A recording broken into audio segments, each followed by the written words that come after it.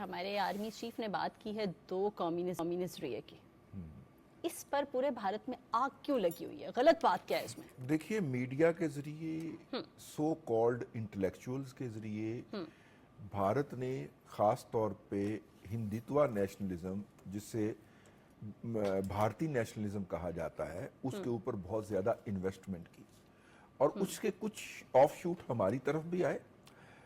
تاریخ پاکستان کو جو پاکستان کے پرسپیکٹو میں لکھی گئی، اس کو مطالعہ پاکستان کہہ کے طنز کا نشانہ بنا کے ڈیگریڈ کیا جاتا رہا، ہیوملیٹ کیا جاتا رہا۔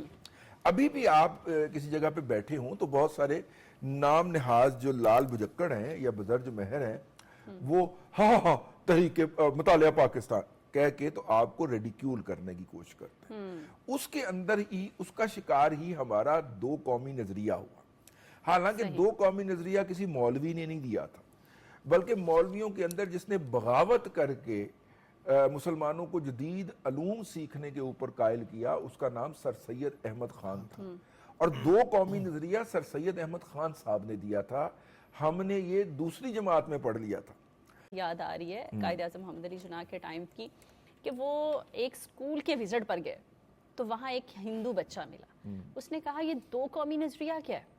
پوچھ لیا نا اس نے سوال، تو محمد علی جناح نے پانی، گلاس میں پانی تھا، پیا آدھا اور کہا باقی پیو، تو اس نے کہا میں تو نہیں پیوں گا کیونکہ میں تو ناپاک ہو جاؤں گا، تو انہوں نے کہا یہ ہے دو قومی نظریہ۔ تب سے اب تک تو بڑی چیزیں کلیئر ہے، انہوں نے کہا یہ دو قومی۔ اچھا